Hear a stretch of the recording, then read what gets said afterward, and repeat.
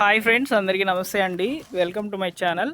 ఇందిరమ్మ ఇండ్లకు సంబంధించి మరొక ముఖ్యమైన అప్డేట్ అయితే రావడం జరిగింది. ఈ వీడియోలో నేను మీకు క్లారిటీగా ఎక్స్ప్లెయిన్ చేస్తాను.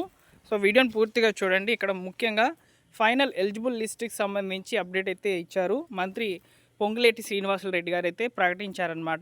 సో అయితే వివరాలు ఏ విధంగా ఉన్నాయనేది తెలుసుకుందాం. వీడియోని లైక్ చేయడం మాత్రం మర్చిపోవద్దు. ఎంతో కష్టపడి వీడియోస్ అనేవి చేస్తున్నాం.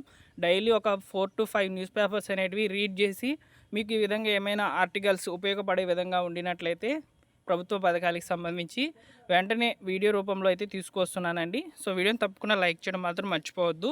సో ఇక వివరాల్లో కనుక వచ్చినట్లయితే గూడు లేని ప్రతి పేదవాడికి ఇల్లు నిర్మిస్తామని చెప్పి పొంగులేటి శ్రీనివాసులు గారు అయితే చెప్పారనమాట. సో మనకు ఇక్కడ ఎవరికి సంబంధించి చెప్పారనేది చూసుకున్నట్లయితే ఇళ్ల నిర్మాణానికి నిధుల కేటాయింపులో కేంద్రం కొర్రీలు పెడుతుంది. అంటే సో కేంద్ర ప్రభుత్వం రీసెంట్గా ఇచ్చినటువంటి ఈ యొక్క లబ్ధిదారుల లిస్టుని తిరస్కరించిందనమాట. సో మా యాప్ ద్వారా మీరు డేటా కనుక కలెక్ట్ చేసినట్లయితే మేము వెరిఫికేషన్ అనేది చాలా సింపుల్గా చేస్తాము. అదేవిధంగా ఈ యొక్క ఇందిరమ్మ ఇండ్లకు సంబంధించి పేమెంట్ విడుదల అనేది మా వాటా రావాలంటే ఖచ్చితంగా మా యొక్క యాప్ ద్వారానే డేటా అనేది తీసుకుంటేనే మేము వెరిఫికేషన్ చేస్తామని చెప్పి కేంద్రం అయితే ఇచ్చినటువంటి లిస్టులను అయితే కొట్టిపారేయడం జరిగిందనమాట.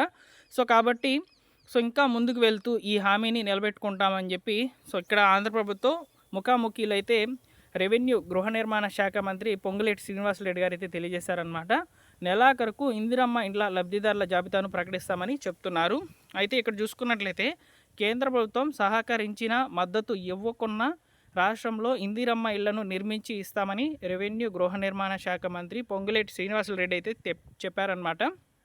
అసెంబ్లీ ఎన్నికల సమయంలో కాంగ్రెస్ పార్టీ ఇచ్చినటువంటి హామీ మేరకు తెలంగాణలో పక్కా ఇల్లు లేని ప్రతి పేదవాడికి గూడు నిర్మించి ఇస్తామని, ఎంత ఖర్చైనా వెనకాడేది లేదని మంత్రి శాసనసభలో ఆవరణలోనే తన కార్యాలయంలో ఆంధ్రప్రభ ప్రతినిధికి ఇచ్చిన ప్రత్యేక ముఖాముఖిలో అయితే చెప్పారనమాట. ఇందిరమ్మ ఇళ్ల లబ్ధిదారుల ఎంపిక పూర్తయిందని, ఈ నెలాఖరు కల్లా మొదటి విడత ఇందిరమ్మ ఇళ్ల లబ్ధిదారుల జాబితాను ప్రకటిస్తామని మంత్రి గారు అయితే పేర్కొన్నారు.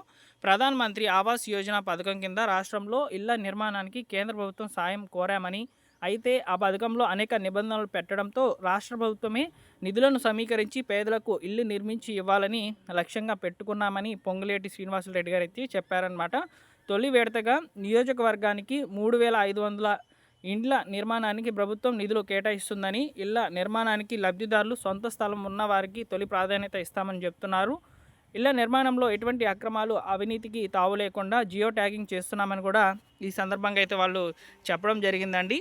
సో అదేవిధంగా మనకు ముఖ్యంగా కేంద్ర ప్రభుత్వం నుంచి కూడా ప్రధానమంత్రి ఆవాస్ యోజన పథకం ద్వారా అయితే ఇల్లు దాదాపు 1,00,000 ఇల్లు అయితే శాంక్షన్ అయ్యాయని చెప్పి మనకు నిన్నటి రోజున ఒక అప్డేటెడ్ ఇన్ఫర్మేషన్ అయితే రావడం జరిగింది.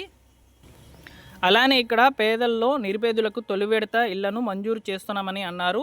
ఇందిరమ్మ రాజ్యంలో ఇంటింట సౌభాగ్యం కల్పించాలన్నదే రేవంత్ రెడ్డి ప్రత్యేక లక్ష్యమని, ఆ లక్ష్య సాధనకు ఎన్ని ఇబ్బందులు ఎదురైనా, ఆర్థిక కష్టాలున్నా ముందుకు సాగుతామని, వెనుదిరిగే ప్రశ్నే లేదని చెప్పి మంత్రి గారు అయితే చెప్తున్నారండి. చాలా గట్టిగా అయితే చెప్తున్నారనమాట.